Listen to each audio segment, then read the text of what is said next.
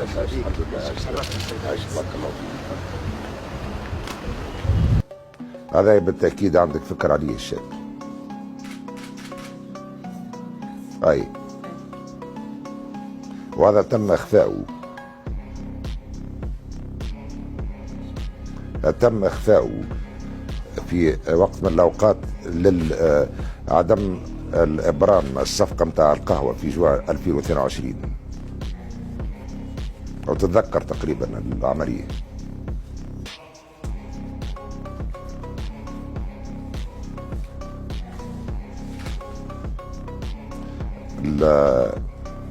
جوان 2022 كان هناك عملية البحث عن ممول لشراء القهوة. وقدمتها لبنك الأمان. قبل بنك الأمان مشيت لمؤسسة تمويل التجارة في أفريقيا.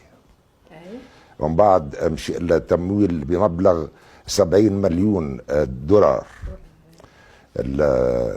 هذا تم تعطيل الاتفاق من قبل عدد من إطارات الديوان على غرار الكاتبة العامة. ما زالت موجودة.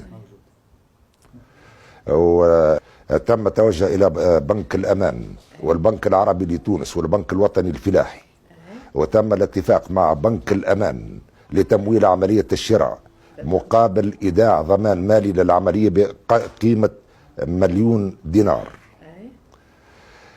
تدفع يوميا إلى حين خلاص مبلغ التمويل، مع الاتفاق أيضا على تمويل مشتريات الديوان التونسي للتجارة من القهوة طيلة السنة، وهو ما تم فعلا عن طريق إيداع مبلغ مالي قدره 578,000 دينار مشان بحساب الديوان التونسي للتجارة ببنك الأمان.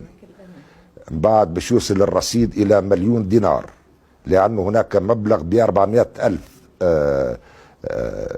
دينار بالحساب المذكور باسم الديوان. قبل ساعات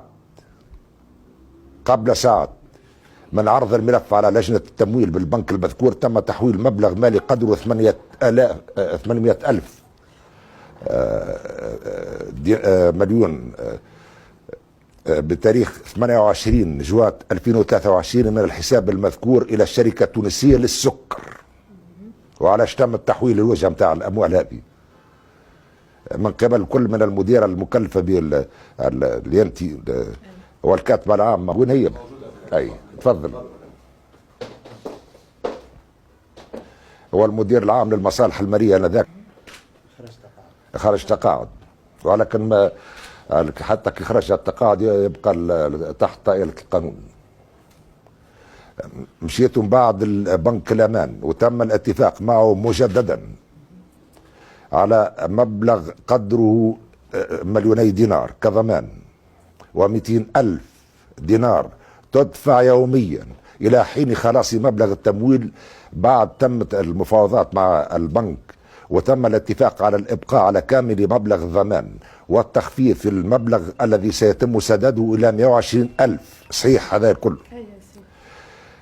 تم تحرير صك بنكي تابع للبنك الإسكان بقيمة 1,000,000 دينار تم سحبه من رصيد الديوان بالحساب المفتوح ببنك الإسكان من قبل كل من الكاتبة العامة والمدير المركزي للمصالح المالية، وتم تسليمه لك. ولكن تم إخفاء هذا الصك، تم إخفاؤه، وتم التغيب أثر ذلك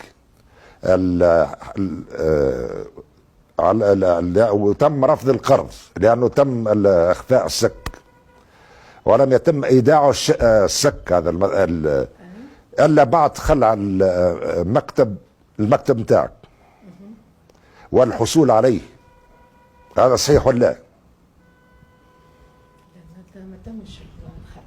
لا تم الخلع، معناها تم التغيب في الأثناء، معناها باش يسترجعوا السك لعملية الإبرام. وهذا السك موجود كان في المكتب نتاعك وتم إخفاؤه حتى لا يتم إبرام الصفقة.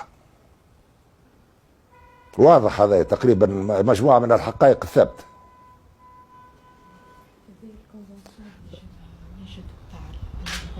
من بعد تم تحويل مبلغ مالي قدره 1.8 مليون دينار من حساب الديوان ببنك الأمان، من حساب الضمان المقدر ب 2 مليون دينار إلى البنك الوطني القطري، وذلك على أثر توفير مبلغ الضمان بالحساب المذكور. ونظرا لعدم جدية الديوان التونسي للتجارة حسب تقويم لجنة القروض ببنك الأمان، تم الترفيع في مبلغ الضمان إلى حدود 3.5 مليون دينار لمنح القرض. هذا صحيح ولا لا؟ هذا موجود وثابت. لأن الديوان التونسي للتجارة باش يقوم بالتوزيع يولي يتم مع خسارة الفلوس نتاع المجموعة الوطنية، ثم توزيع المواد الأساسية اللي في عديد المناطق اليوم التوزيع فيه الكثير من عدم الشفافية، وفيه أيضا محاولة التنكيل بالشعب التونسي في قوته ومعاشه. هذا يرى بعض التحريات كبيرة. وقد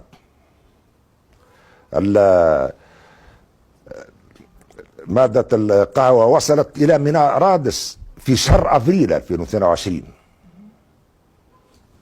وقبل خلاص ثمنها. وكان العمل للأسف في الديوان هو أنه مادة القهوة ما تخرجش من الميناء، الفلوس موجودة ولكن تم إخفائها. واليوم التوزيع في عدد من مناطق الجمهورية بالنسبة للمواد الأساسية، بالنسبة للسكر، بالنسبة للأرز، بالنسبة للسميد، الكل للأسف مش موجودة. في جابس اليوم الصباح ما ثماش، في عدد من المناطق في الداخل ما ثماش. الديوان التونسي للتجارة تابع الدولة التونسية ويخدم بناء على مبادئ المرفق العام، ماهوش بالطريقة هذه. مرة لا يجزي إهدار المال العام، لا يجزي.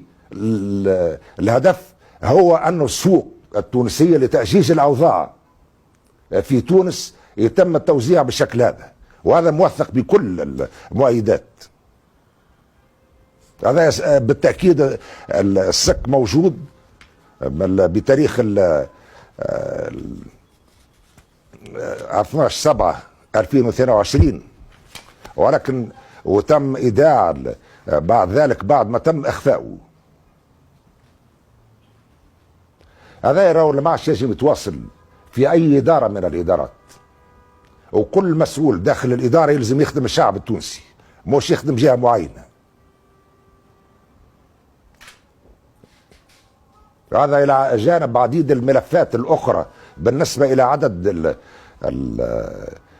من المنتمين للديوان، الموظفين والمسؤولين بطبيعة الحال، لأنه موالي اللي كان الوزير اللي يفترض مؤتمن على الأمن ولكن كان موالي ليه. هذا الشخص آخر أيضا متورط في قضية متاع فساد، واحد آخر متورط مع مجموعة من اللوبيات المتعلقة بتوزيع القهوة. هذا شخص آخر أيضا بالمحاباة في التعامل مع عدد من الموزعين، فضلا عن إخفاء القهوة والعديد المواد الأخرى كالسكر والأرز.